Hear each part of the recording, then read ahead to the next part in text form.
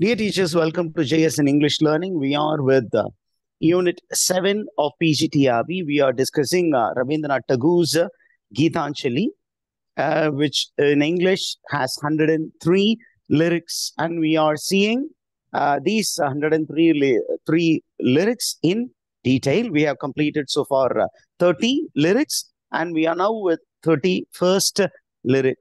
Today we will try to go up to 60 or 70. That's my target. Let's see how far we are. Now, what is the main idea found in lyric number 31? Look at all these images. The images are very important. Number one, the first image is that of a prisoner. Okay, Jivatman is described as a prisoner and it is imprisoned in the body. Jivatman, that is the Manida Atma என்பதுதான் ஜீவாத்மான்னு நம்ம சொல்றது.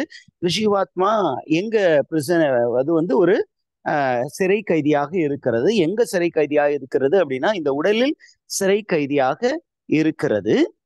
யார் அதை அந்த சிறை பிடித்து வைத்து இருக்கிறார், யார் அதை வந்து சிறைக்கு அனுப்பி இருக்கிறார் அப்படின்னு கேட்டீங்கன்னா, it is God the master who has imprisoned the Jivatman in this body.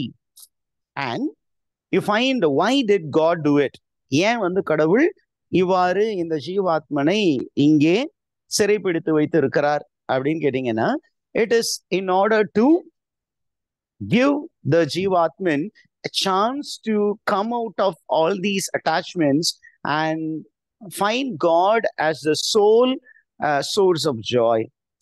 ஏன் அதுதான், அது ஒரே ஒரு நோக்கம். என்ன அப்படின்னா, அபேண்டன் ட்ரெஷரை கொடுத்து இதெல்லாம் வேல்யூ அப்படின்னு, இதெல்லாம் வேல்யூபிள் திங்ஸ் தான், பட் இதையும் கடந்து நிலையான ஒரு செல்வம், அந்த நிலையான செல்வம் யாரு அப்படின்னா கடவுள் அப்படிங்கிற ஒரு நிலைக்கு அந்த ஜீவாத்மன் மூவ் ஆகணும். அப்படி மூவ் ஆகலைன்னா it cannot enjoy oneness with God. அதனால கடவுள் என்ன பண்ணியிருக்காரு, he has given a chance for the prisoner to realize how great God is. நமக்கு எல்லா வளங்களும் அங்கே இந்த உலகில் கொடுக்கப்பட்டு இருக்கிறன. இந்த எல்லா உலகத்தையும் அனுபவிக்கிற அதே நேரத்துல இதே அனுபவித்து அதிலே லயித்து விடாமல் என்ன பண்ணணும் அப்படின்னா, we need to go closer to God. என்ன பண்ணும் அப்படின்னு கேட்டீங்கன்னா, it's a blessing in disguise. என்ன blessing in disguise அப்படின்னா, நமக்கு தேவையான எல்லா விஷயத்தையும் இங்க கொடுத்துறாரு. And there is a possibility of we being immersed in the treasure. இந்த வளங்கள் எல்லாமே இருக்கு. இந்த வளத்திலேயே நம்ம என்ன பண்ணுவோம், மூழ்கி போய் இந்த வளத்தை நமக்கு கொடுத்த கடவுள் தான் இதை விட பெரியவர் அப்படிங்கிறத நாம் மறந்து விடுகிறோம். அதை அடைய வேண்டும், மறக்காமல் கடவுளை நாம் சரணாகதி அடைய வேண்டும் என்பதே கடவுளுடைய ஆசை.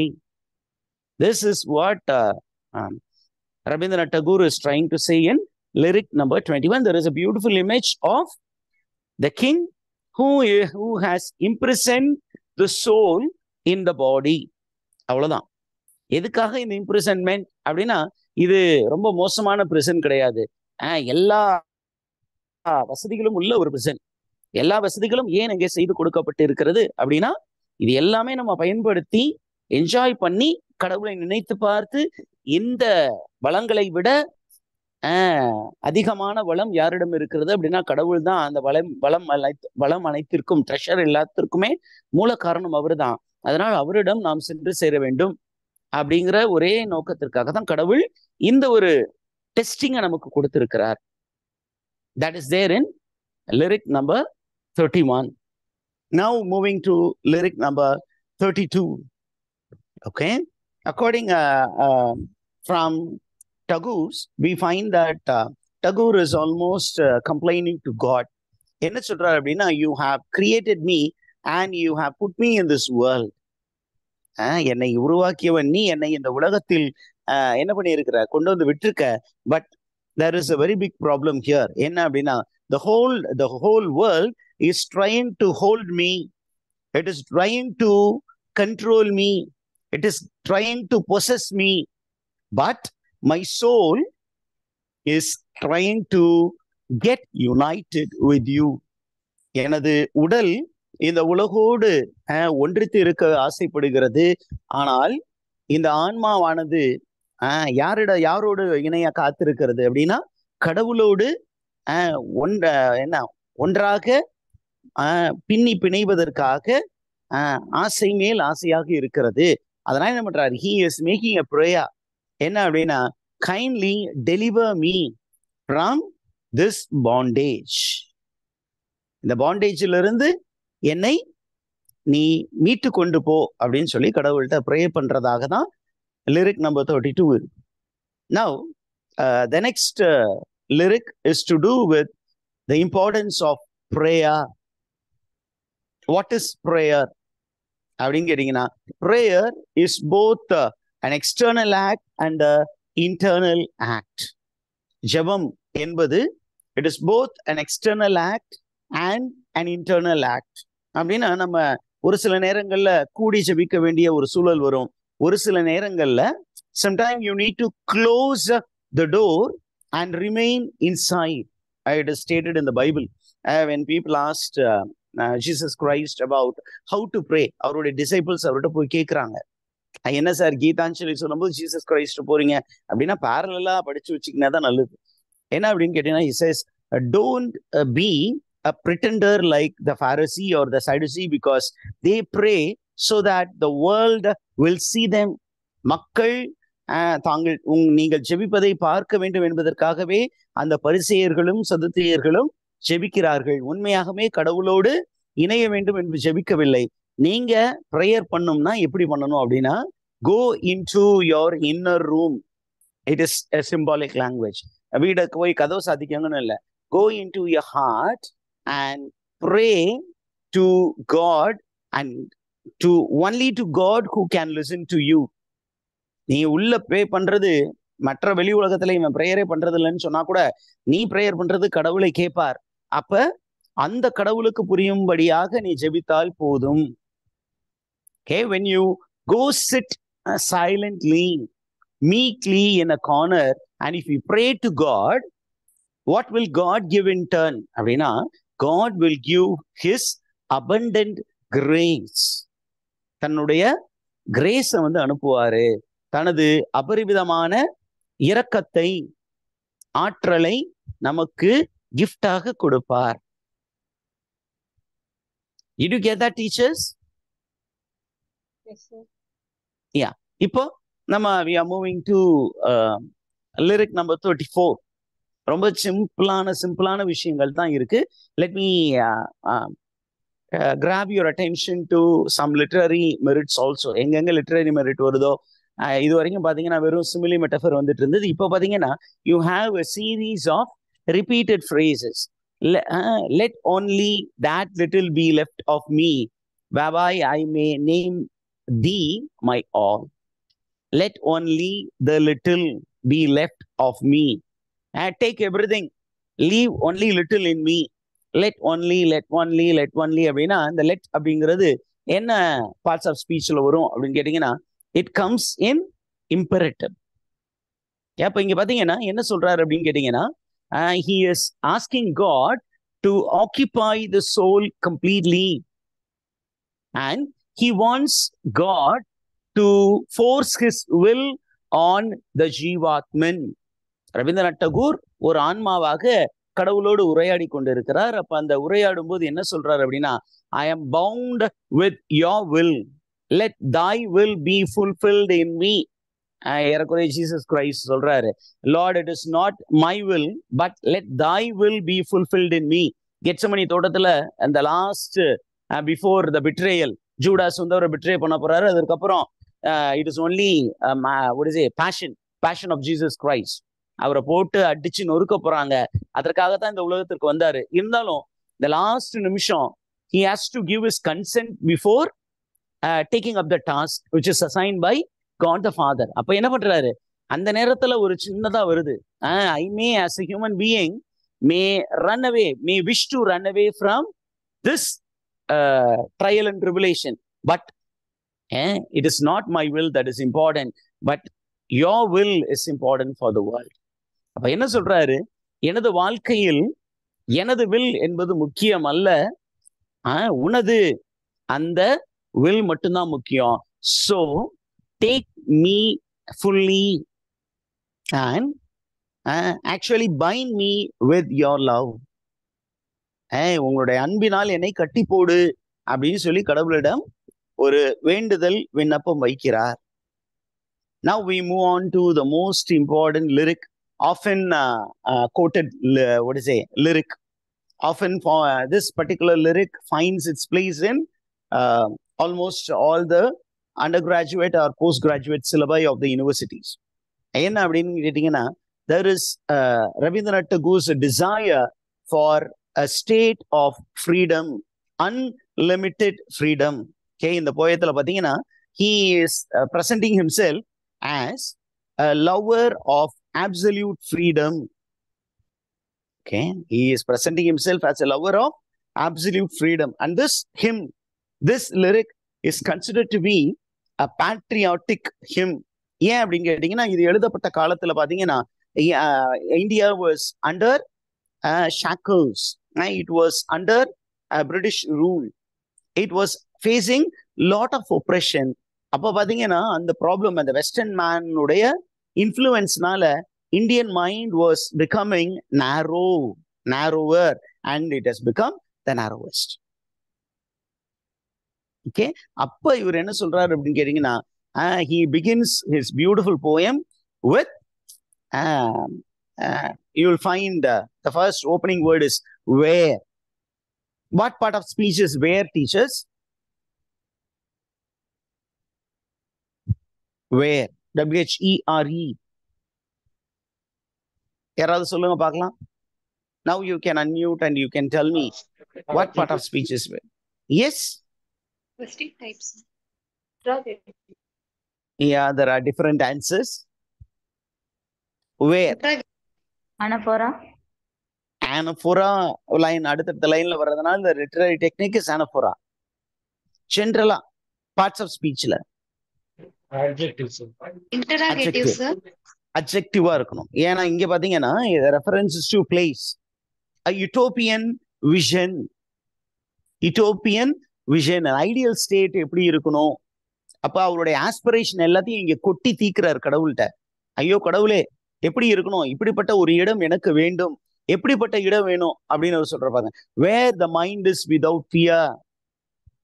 Okay, he is taking into consideration the current state of existence. அப்ப அவர் இந்த போயம் எழுதும்போது பாத்தீங்கன்னா, the mind is filled with a lot of fear because the Englishman were ruling India. அப்ப ஒரு பயத்தோடு அவங்க என்ன பண்றாங்க, ஒரு பயத்தை வந்து இந்தியர் மனதுல பூத்தி இருக்காங்க. அதனால இவர் என்ன சொல்றாரு, I want a place where the mind is without fear. அந்த மாதிரி ஒரு இடத்திற்கு என்னை கூட்டி செல்லுங்கள் கடவுளே அப்படிங்கிறாரு.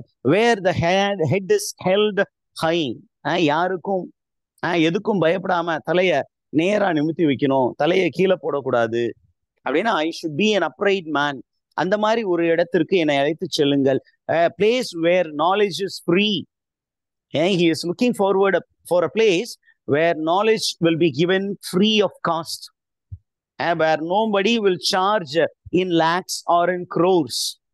இன்னைக்கு பாத்தீங்கன்னா knowledge is becoming a commodity. It is being sold at a very high price.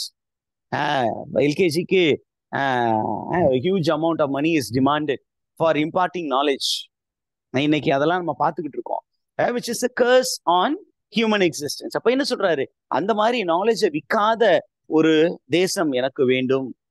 Number 3, the world has been broken into fragments by narrow domestic wall. We call it as compartmentalization. We are living in compartments. எல்லாரும் என்ன பண்றோம், we are having ideologies and we are limited by your ideology. Though we are living in one world, we have built a walls around us. நான் வந்து இந்த ஐடியாலஜியை follow பண்றேன், நான் இந்த ரிலிஜனை follow பண்றேன், நீ இந்த ரிலிஜன் வேற ஒரு ரிலிஜனை ஃபாலோ பண்ற, அதனால you are not one of ours, you don't belong to us அப்படின்னு ஒரு சில பேரை ஒதுக்கி வைக்கிற மாதிரி, அந்த மாதிரி ஒரு narrowed mindset வந்துருச்சு. I don't want to live in that world which is a dystopian world. I want to enter into a ideal world, utopian world, where there is no domestic wall. Then, என்ன சொல்ற பாருங்க ரொம்ப the modern world, the contemporary world in which Tagore was living was becoming a world of hypocrisy. Hypocrisyனா வெளிவேடம். உதட்டுல வந்து சிரிப்பு இருக்கு, ஆனா உள்ளத்துல கோபம் இருக்கிறது. வெளியில பார்த்து, சார் உங்களை மாதிரி நல்ல ஒரு வேற யாருமே கிடையாது சார், ஆனா உள்ள நாசமா போனவன், மோசமா, அவன் சாகட்டும் அப்படின்னு திட்டுற மாதிரி உள்ள ஒன்று பைத்து புறம் ஒன்று பேசக்கூடிய உலகத்தில் நான் வாழ்ந்து கொண்டிருக்கிறேன். ஆனால் அந்த மாதிரி உலகத்திலிருந்து என்னை அப்புறப்படுத்தி எடுத்து அந்த ஐடியல் வேர்ல்டு கொண்டு போயிரு. அந்த ஐடியல் வேர்ல்டுல words should come out from the depth of the heart. உள்ளத்துல நிறைவு தான் வாய் பேசணும். உள்ளத்து நிறைவே வாய் பேசும் அப்படின்னு. Face is the index of the மைண்ட்னு பல காலத்துல ஒரு ப்ராபப் இருக்கு. ஆனா sometime today we are being taught to smile when we are sad within. அந்த மாதிரி ஒரு டைகாட்டமி இல்லாம the inside and the outside should be matching. அந்த மாதிரி ஒரு உலகத்திற்கு என்னை அழைத்து செல்லும் ஆண்டவரே அப்படின்னு அழகா இந்த ஒரு prayer. It's a beautiful prayer. Next one என்ன சொல்றா பாருங்க, where tireless striving stretches its arm towards perfection. We should be in the ideal world, we should be striving for perfection. அந்த எல்லாமே பர்ஃபெக்டா இருக்கணும், இம்பர்ஃபெக்ஷன் இருக்கக்கூடாது. அந்த மாதிரி உலகத்துக்கு என்னை அழைத்து செல்லுங்கள். அதற்கப்புறம் பாருங்க, lead me to a place where there is a clear stream of reason, where the mind is led by reason, by logic. Okay. And then where the mind is led forward by thee into ever widening thought and action. A God should lead people into thought and action. And such a world, என்ன மாதிரி வேர்ல்டா? It is a heaven of freedom. My Father, let my country awake. My country is sleeping. It is actually in the state of ignorance. Please go and wake my world. Let's strive to create such an ideal world where we would be free. We would exercise or we would experience unlimited freedom. இப்ப புரிந்ததா? This poem is often marked as a patriotic poem. A poem which speaks about the aspiration of Indian for free India, where God alone is the ruler. So he is envisioning a sovereign state. இப்ப concept புரிஞ்சுதா? ஏன் Indian constitution preamble it is stated India is a sovereign socialist republic. What is stated in the Constitution of India? India is a sovereign state where God is the ruler. No man is the ruler. God is the ruler. And it is not stated the God of any religion. It is the God of ideas, the God of philosophy, who is going to be the ruler. எந்த ரிலிஜனை சார்ந்த கடவுளுக்கும் இங்கு இந்தியாவில் பெரும்பான்மை கிடையாது. இப்ப கடவுள் அப்படிங்கிறவரு அப்படின்னு சொன்னீங்கன்னா எல்லா மக்களையும் ஒன்றாக பார்க்கக்கூடியவர் தான் கடவுள்.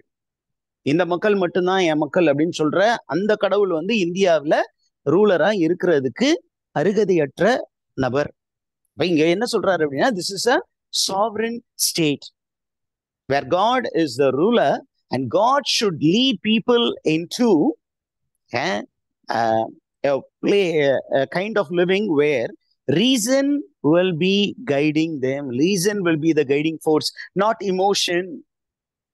Reason should be guiding the thought and action. அந்த மாதிரி ஒரு உலகம் வேண்டும். Did you understand this poem, teachers? Yes, sir. Yeah. Shall we get into the next line? This is again a very famous popular lyric. It has become hymns.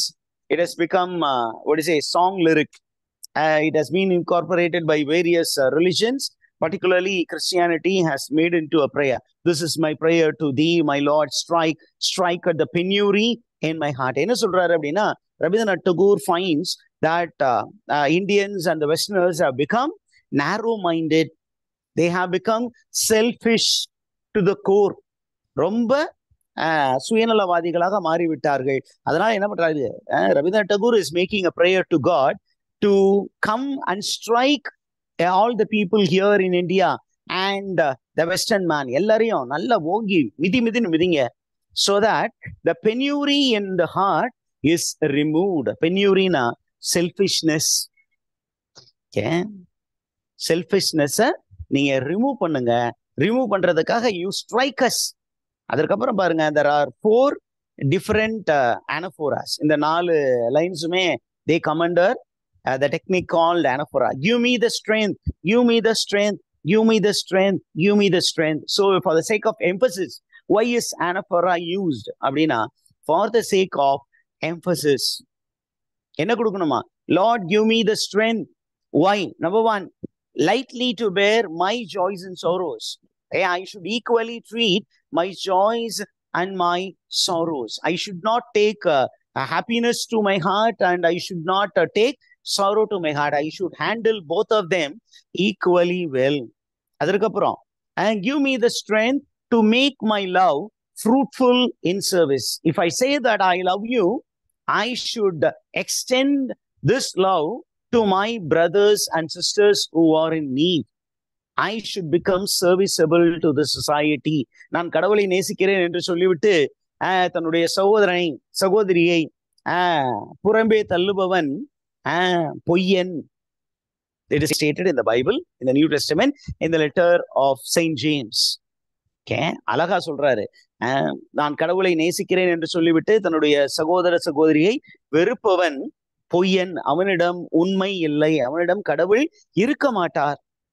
என்ன சொல்றாரு? Give me the strength so that I become serviceable. Then give me the strength never to disown the poor. நான் ஏழை எளிய மக்கள் என்னிடம் உதவி கேட்டு வரும் பொழுது இல்லை என்று சொல்லாமல் இருப்பதற்கு எனக்கு ஆற்றல் தாரும். சக்தி கொடு. பாபா படத்துல ரஜினி பண்ண மாதிரி சக்தி கொடு அப்படின்னு ஒரு பாட்டு வரும். அத மாதிரி இங்கே ஒரு பாட்டு பாரு, ஐயா ஆண்டவரே சக்தி கொடு. ஏன் அப்படின்னு கேட்டீங்கன்னா, நேச்சுரலா it is there. I am a selfish man. I have all the temptation to say no to the poor people. I will be always turning my eyes away from the poor people. Give me the strength never to give them up when they come to me. புறநானூறுல ஒரு அழகான பாட்டு இருக்கு. ஈ என்று கேட்பது இளிதன்று, ஈயேன் என்று கேட்டல் அதனும் இளிதன்று, கொல்லென்று கொடுத்தல் உயர்தன்று, கொல்லேன் என்று அதனும் உயர்ந்தன்று அப்படின்பாரு. என்ன அப்படின்னா, ஐயா என்கிட்ட ஒன்றும் இல்லை, கொடுங்க அப்படிங்கிறது கேவலம் கிடையாது. அப்படி கேட்கிறவனுக்கு இல்லைன்னு சொல்றோம் இல்லையா, அதுதான் கேவலமானது. சரி, பெரிய விஷயம் என்ன அப்படின்னு கேட்டா அவர் சொல்றாரு, அந்த புறநானூறு பாடல் தான் நினைக்கிறேன், it should not come in அகம். ஏன்னா கொடுத்தல் ஈகையை பத்தி சொல்லும்போது அது புறநானூறுல தான் வரும். எங்க பாத்தீங்கன்னா அங்க என்ன மனிதன், அந்த மனிதன் என்ன சொல்றாருன்னா, எது பெரிய ஆக்ட் அப்படின்னு கேட்டீங்கன்னா, ஒருத்தன் உன்ட்ட கேட்கும் பொழுது இந்தா வச்சுக்கோ 10 ரூபா அப்படின்னு நீங்க கொடுக்குறீங்க. கஷ்டத்துல இருக்கிறான், 10 ரூபா வச்சுக்கோங்க அப்படின்னு நீ, அல்லது அவன் கேட்கறான் கேட்கல, நீங்க 10 ரூபா கொடுக்குறீங்க. ஆனா கொடுக்கும் பொழுது நீங்க கொடுக்கறது பெரிய ஆக்ட் கிடையாது. நீங்க அப்படி இறங்கி போய் கொடுக்கும் பொழுது, வேணாயா, என்னை விட அந்த பக்கத்துல இருக்கிறவனுக்கு ரொம்ப அதிகமான தேவை இருக்கு, அவனுக்கு கொடுங்க, எனக்கு வேணாம் அப்படின்னு ஒருத்தன் சொல்றான்ல, அதுதான் பெரிய act. Okay, so Tagore is speaking about how to behave in the society. அதுலயும் திருப்பியும் பாருங்க, he is going to give us one beautiful statement. என்ன ஸ்டேட்மெண்ட் அப்படின்னா, okay, give me the strength never to bend my knees before insolent might. Here again he is speaking about the oppression. If somebody is trying to oppress me, give me the strength never to bend before them. Let me stand before them, even if they were to threaten me with a gun or a scabbard or a baton. Let me not bend my knees before them. Let me face them with courage. Let the white man strike me. எனக்கு பயமே கிடையாது, அந்த அளவுக்கு எனக்கு ஆற்றலை நீ கொடும் கடவுளே அப்படின்னு பேசுறார். Did you get that, teachers? Yes, sir. Okay, அதுக்கப்புறம் பாருங்க last one. Give me the strength to raise my mind high above daily trifles. Daily trifles, not silly things. My mind is occupied with too many things in the world. Okay, give me the strength so that I can overcome all these preoccupations and raise my mind towards you. இப்ப நமக்கு பெரிய ப்ரீஆக்குபேஷன் என்ன? PGTRB exam prepare பண்ணணும். எப்போ announcement வரும், எப்படி clear பண்ணி அந்த டாப் 100 ரேங்க்ஸ்குள்ளார நம்ம வரலாம் அப்படின்னு பாக்குறது. This should not keep us from going closer to God. இதுவும் முக்கியம். இதை விட முக்கியமானது எது? நிரந்தரமான ஒரு மகிழ்ச்சியை தரக்கூடியது கடவுளோடு நாம் ஒன்றித்திருப்பது. அதனால give me that ability to move towards you, at the same time taking care of all the daily needs. And the last one பாருங்க, and give me the strength to surrender my strength to their will, to thy will with love. I should be surrendering myself. இந்த surrender அப்படிங்கிறது ஈஸியா வரப்போறது கிடையாது. அதுக்கு எனக்கு ஆற்றல் தேவை. Lord, let me surrender, accept myself, my soul. I'm surrendering it before you. Okay, அப்படின்னு சரண்டர் பண்றதுக்கும் கடவுளுடைய சக்தி தேவைப்படுகிறது, ஆற்றல் தேவைப்படுகிறது, உதவி தேவைப்படுகிறது அப்படின்னு ஒரு அழகான ஒரு பிரேயர். எதுக்கெல்லாம் நம்ம பிரேயர் பண்ணோம் அப்படின்னு நமக்கு ஒரு லிஸ்ட் அவுட் பண்ணி கொடுக்குறாரு. அந்த லிஸ்ட்டை நம்ம நல்லா ஃபாலோ பண்ணிடலாம். நெக்ஸ்ட் ஒன் பாருங்க, ரொம்ப அழகா என்ன சொல்றாரு அப்படின்னா, he speaks about the feeling of exhaustion which comes in the process of spiritual journey. நீங்க traveler, you are a traveler, you are traveling towards God. அந்த பயணம் அப்படிங்கிறது ரொம்ப ஈஸியான பயணம் இல்லை, இது ரொம்ப கடினமான பயணம். அப்போ நீங்க என்ன பண்றீங்க அப்படின்னு கேட்டீங்கன்னா, நம்ம பவர்ல இல்லை அந்த இடத்த போய் ரீச் பண்றது. It is only with God to say yes to us. நம்ம படுற கஷ்டத்தை பார்த்து அவரா ஒரு நாள் சரிடா வாடா நான் இங்க தாண்டா இருக்கேன் பக்கத்துல அப்படின்னு நம்ம தோல்ல கையை வைக்கும் பொழுதுதான் நமக்கு தெரியும். அப்ப அந்த போகும் பாதை அப்படிங்கிற ரொம்ப கடினமான பாதை. அப்ப one becomes exhausted, one feels all the energy is drained. Okay, அந்த நேரத்துல கடவுள் என்ன பண்ண போறாரு அப்படின்னு கேட்டீங்கன்னா, he is going to reveal a new country with its wonder. இது தாண்டா நீ வர வேண்டிய இடம் அப்படின்னு நம்ம தேடி அலையும் பொழுது, எங்கெங்கோ தேடி அலையும் போது, டே தம்பி இங்க பாரு நான் இங்கதான் இருக்கேன் அப்படின்னு கடவுளா வந்து நம்ம தோல்ல டப்புன்னு தட்டி, நான் இங்கதான்டா இருக்கேன், நீ எங்க தேடிட்டு இருக்க அப்படின்னு நீ வந்து எனக்கு வழிகாட்டுங்க அப்படிங்கிறார். Okay, now 38, you have only a few images, the continuation of the same idea which is discussed in lyric number 37.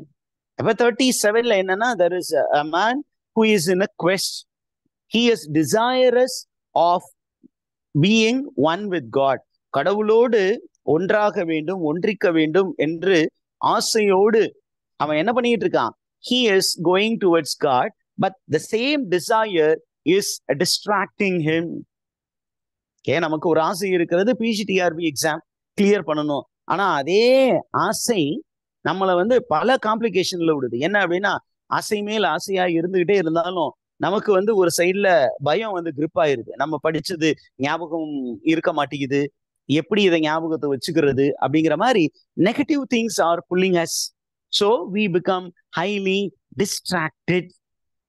அப்ப that kind of idea is presented. இங்க பாருங்க எப்படி இருக்குன்னு பாருங்க.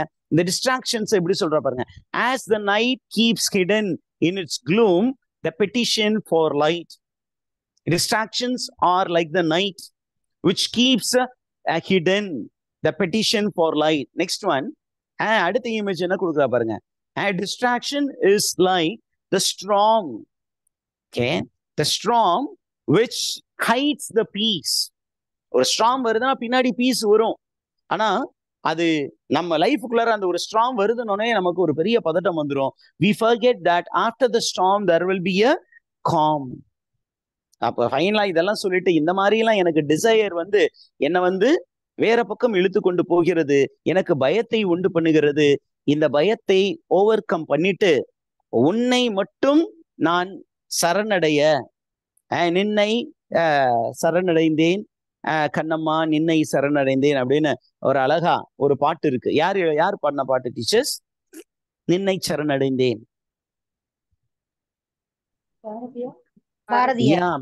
பாரதியார். பாருங்க, ஏறக்குறைய அந்த கிரேட் மைண்ட்ஸ் ஹேவ் தாட் அலைக். என்ன சொல்றாரு அப்படின்னா, அந்த உலகத்துல நிறைய விஷயங்கள் நம்மள வந்து அப்படியே ஈர்க்கக்கூடிய விஷயங்கள் இருக்கு.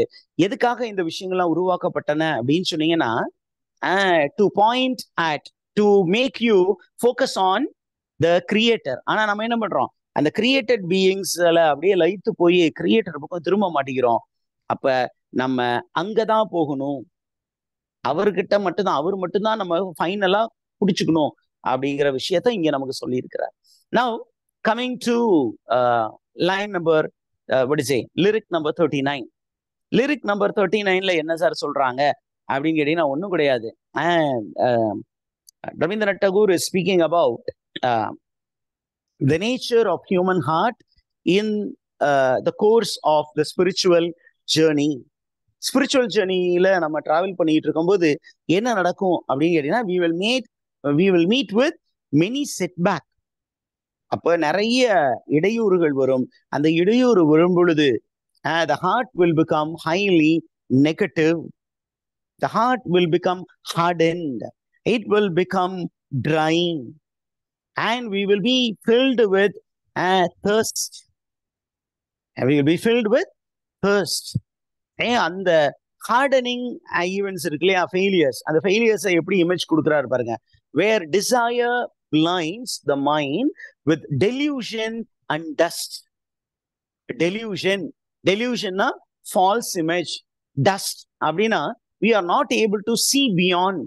புழுதி காற்று, நான் போகும் பொழுது வழியில் புழுதி காற்றெல்லாம் வரதான் செய்யும். ஆனா அதையும் கடந்து நமக்கு இலக்கு என்பது ஒன்று இருக்கிறது.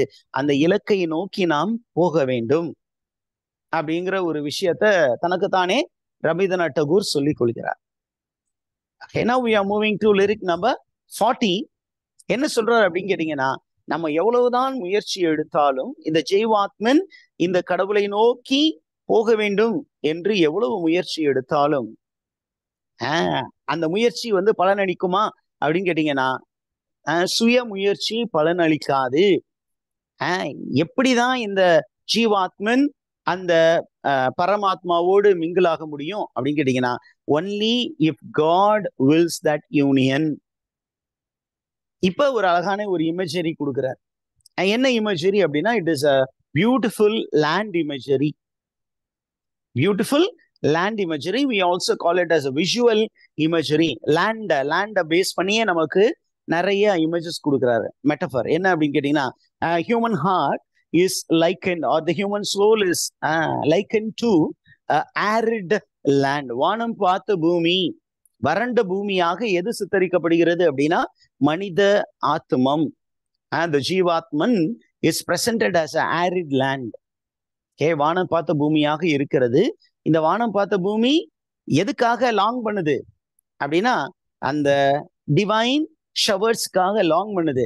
அப்ப நீங்க லாங் பண்ணா மழை வந்துருமா அப்படின்னா, மழை நீங்க லாங்கிங்ல இருக்கிறதுனால மழை வராது. அந்த மலையா பார்த்து கீழே இறங்கி வந்தா உண்டு. So the grace of God is presented as the shower which actually makes the arid land fertile. Did you understand that concept, teachers? மனித ஆத்மம், இந்த மனித ஆத்மா என்பது ஒரு வறண்ட பூமி போல நீருக்காக மழைக்காக ஏங்கி தவித்து கொண்டு இருக்கிறது. ஆனால் இது ஏங்கி தவிப்பதனால் அங்க மழை வந்துருமா அப்படின்னு கேட்டீங்கன்னா, மழை வேணும்னு வேட்கையோடு இருப்பதனால் மழை வருமா அப்படின்னு கேட்டீங்கன்னா, நீங்க எவ்வளவு ப்ரேயர் பண்ணாலும் it is God who should decide to come down to you in the form of rain, and that is called grace. Did you understand this concept, teachers? Yes, sir. இது வந்து நீங்க வெஸ்டர்ன் கான்செப்ட்ல பாத்தீங்கன்னா, there is a ideology which was fastly spreading soon after World War I, World War II. It is called existentialism. அப்படின்னு ஒரு moment இருந்தது. அந்த moment படி என்ன அப்படின்னா, life is meaningless. The human being is gripped by the thought that life is meaningless, that God is no more here in this world. He is far away. He has actually abandoned the world. இந்த உலகத்தை கைவிட்டு விட்டு கடவுள் போய்விட்டார். அப்ப இந்த மனித ஆத்மாவுக்கு இந்த உலகத்துல பர்பஸ்ன்னு ஒண்ணு இல்ல, கோல்னு ஒண்ணு இல்ல, மீனிங்னு ஒண்ணு இல்ல. அதனால நம்ம நினைச்சபடி நம்ம வாழ்க்கை வாழலாம்னு ஒரு குரூப் ஆஃப் பீப்புள் போனாங்க. இன்னொருத்தவங்க என்ன சொன்னாங்க, இப்படிப்பட்ட உலகத்துல நம்ம ஏன் வாழணும், பேசாம நம்ம வாழ்க்கையை முடித்து கொள்ளலாம் அப்படின்னு ஒரு குரூப் போனாங்க.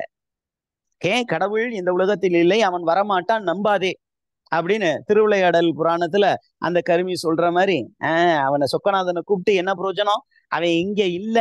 மதுரை மீனாட்சி அம்மன் கோயில்ல போய் அவர் புலம்பிக்கிட்டு இருப்பார், அவன் இங்க இல்ல, அவனை கூப்பிட, அவன் வரமாட்டான், அவன் நம்மளை கை விட்டுட்டான், நான் இவ்வளவு கஷ்டப்படுறேன், நம்மளை விட்டுட்டான், அதனால இவன் வரமாட்டான் அப்படின்னு நினைக்கும் போது கடவுளா என்ன பண்றாரு, சூஸ் பண்ணி he enters into the life of that poor poet.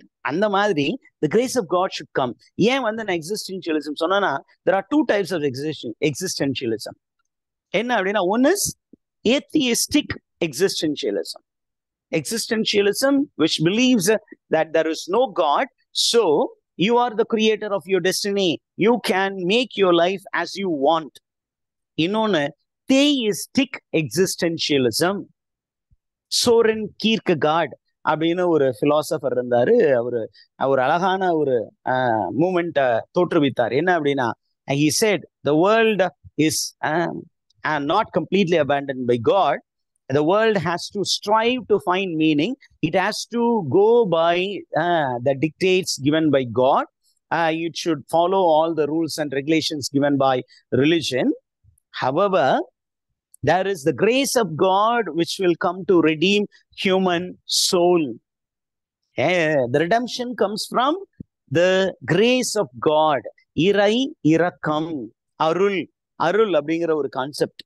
அந்த அருள் வந்து நம்மை காக்கும் அப்படின்னு சொன்னார். அதனாலதான் நான் இங்க அதை சொன்னேன். Now we shall break here for some 5 minutes and get back to teachers.